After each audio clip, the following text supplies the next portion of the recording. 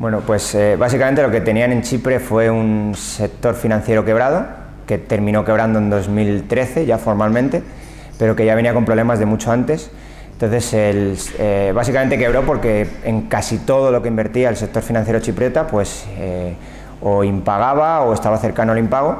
Entonces, lo que tenían es una burbuja inmobiliaria brutal, probablemente en términos relativos bastante más grande que la española.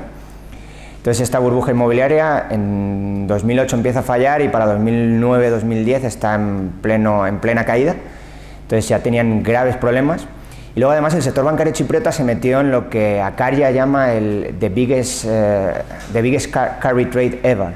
Es decir, el mayor carry trade que ha habido en la historia de la humanidad, que es el que hubo en Europa entre 2009 y 2012, entre los bonos de la periferia y los bonos del centro de Europa.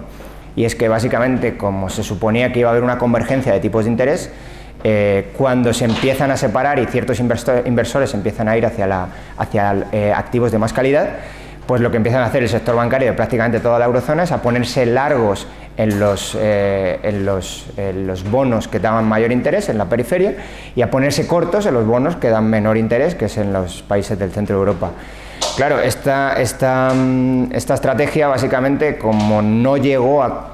Como esa teoría de la convergencia, en vez de converger, en vez de volver a juntarse todo el spread, lo que hizo fue seguir aumentando mucho más, por lo menos hasta 2012, principios de 2013, lo que tenías en esa época básicamente es un sector financiero europeo casi entero quebrado. Y el que peor lo pasó fueron aquellos sectores o aquellos bancos que prestaron a Grecia, que hizo un impago del 50% nominal de sus bonos al sector privado y del 75% en valor presente.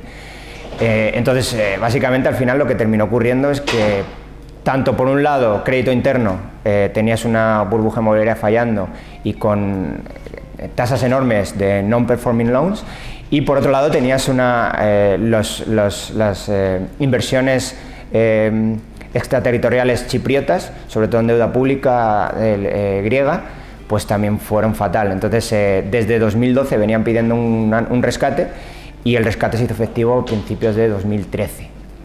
Pues el rescate normalmente se suele decir siempre que es un bail-in, pero a mí me gusta llamarlo como un sándwich de bail-in. ¿Por qué? Porque lo que es un bail-out, luego el bail-in y luego otra vez el bail-out. El sector público chipriota rescató al segundo banco del país, que era el que mayor problemas tenía, se llama Laiki, o Marfin Popular Bank. Ese lo rescató y le hizo una inyección de unos cerca de 2 billones de euros, aproximadamente a mitad de 2012, y prácticamente nacionalizó el banco. Claro, 2 billones de euros nos puede parecer poco, pero es el 10% del PIB del país. Entonces, bueno, si inyectas 10% del PIB del país de capital en capital en un banco, pues es bastante considerable. Y luego en 2014, en enero de 2014, el Estado chipriota también da garantías a los bancos, al principal banco del país sobre todo, que ya solo quedó uno, un gran banco, le dio garantías por valor de 3 billones de euros, que en este caso pues ya es el 15% del Producto Interior Bruto. Entonces hay dos grandes bailouts, y luego tienes entre medias el bail-in, que básicamente lo que hace la Unión Europea, no, la Troika en general, es decir, tenemos que hacer un ejemplo de esto. Y Chipre es un candidato perfecto a hacer un ejemplo. ¿Por qué? Bueno, pues básicamente porque si haces un ejemplo con España y quieres recapitalizar todo el sistema financiero español, pues puede tener repercusiones en el resto de Europa importantes por todas las conexiones que tiene la economía española y lo grande que es. Pero se dijo, Chipre es pequeñita. Podemos fácilmente, si tenemos el Banco Central Europeo tiene puesta una línea de liquidez importante a los bancos chipriotas, no es nada que no podamos solventar, o sea, son casi peniques, no es nada que no podamos solventar inyectando un poco de capital. Y las repercusiones que puede llegar a tener están muy limitadas porque pues, Chipre es una economía muy pequeña, es el 0,2% del Producto Interno Bruto de la eurozona. Entonces, mi interpretación es que se quiso hacer un ejemplo con ello. Entonces, ¿cuál es el ejemplo? Pues lo que se le dijo es, mira, se estima que se necesitan aproximadamente unos 16 billones norteamericanos, 16.000 millones de euros, para recapitalizar la banca griega y bueno, un rescate, y el Estado también va a necesitar algo de dinero, entonces se necesitan aproximadamente unos 16.000 millones. De esos 16.000 millones, la Unión Europea, o no la Unión Europea, la Troika va a poner 10.000 y 5,8 billones van a salir de recapitalizar privadamente a los bancos. Entonces se hicieron varias propuestas. La primera fue que simplemente se hizo como una hoja de Excel, una división, y se dijo, bueno, ¿cuánto tendrían que pagar todos los depositantes? Bueno, ¿cuánto capital podemos levantar si los accionistas pierden todo su capital y si los deudores junior pierden todo su capital? Y levantaban poquísimo, no tengo la cifra exacta ahora, la tengo por ahí en mis notas, pero apenas daba para una pequeña fracción de esos 5,8 billones que se necesitaban. Entonces lo que se dijo es, mira, no tenemos deudores senior, no tenemos deudores junior, el capital del banco da para lo que da, pues ¿cuál es por orden de prelación, cuál es el siguiente acreedor? Pues los depositantes. Pues entonces se dijo, vamos a hacer la separación entre los depositantes de menos de 100.000 euros y depositantes de más de 100.000 euros.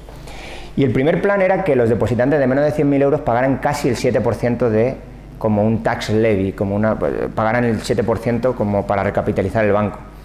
O que se convirtiera el 7% de sus cuentas, se reconvirtieran a acciones. Y el 6,75 en concreto. Y los que tuvieran más de 100.000 fueran el 10%, un poco menos, el 9,9, no querían la cifra simbólica del 10, no querían tocarla. Entonces esto fue lo primero. Esto el Parlamento chipriota dijo no, imposible, no se pueden tocar los depósitos de menos de 100.000 euros, están asegurados por el Fondo de Garantía de Depósitos, esto sería un precedente peligroso. Entonces al arreglo institucional que finalmente se llegó, que creo que es por una parte es mucho mejor del que se iba a llegar, es decir, bueno, pues separemos los bancos en función de qué bien o qué mal está cada banco. Ya no solo el sistema bancario, no tenemos por qué poner todo el sistema bancario en su conjunto, sino hagamos separaciones. Entonces se dijo, bueno, ¿cómo de bien o cómo de mal está el primer banco del país, el segundo y el tercero? Entonces se dijo, mira, el segundo, como he comentado antes, es el que está hecho un desastre. El primero está regular y el tercer banco del país, que invirtió poco en monogriegos, este está más o menos. Entonces, lo que se hizo fue decir, mira, los depositantes de menos de 100.000 euros están asegurados. A ese hay que separarle los activos de buena calidad y dárselos a los de más de 100.000 euros. Esto también genera ciertos problemas, pero bueno, como se supone que es la garantía que cubre la Unión Europea y tal, pues se llegó a este arreglo. Y a partir de ahí se dijo, bueno, ¿cuál es el capital restante que queda para cubrir el resto de pasivos, el resto de depósitos? Entonces, en el primer banco del país se convirtió el 47% del valor de los depósitos por encima de 100.000 euros se convirtieron a acciones. Y en el segundo banco del país prácticamente lo perdieron todo. No tengo las cifras concretas porque además todavía no se ha liquidado completamente el banco, entonces todavía no han recibido nada, pero se sabe que van a recibir algunas acciones, pero todavía no se sabe cuánto, pero probablemente van a perder por encima, o se va a reconvertir más del 90%, la van a recuperar muy poco. Y en el tercer banco del país prácticamente recuperaron todo, no sé si al final fue un 2, un 3%, no recuerdo, igual está todo en mis notas, entonces no lo tengo en la cabeza, pero más o menos van cerca de estas cifras. Entonces básicamente lo que se hizo fue una recapitalización de la mejor de las formas posibles, que es decir, tenías el dinero, eres acreedor de un banco sólido, el banco puede responder. Genial. ¿Eres acreedor de un banco que no es un banco, casi es un casino? Pues ¿te gusta jugar? Jugaste y perdiste. La idea de la Unión Europea es que sirviera de ejemplo a seguir. Pero no creo que se tenga la voluntad política de hacerlo. En cualquier caso, en otros países hubiera sido incluso más fácil hacerlo.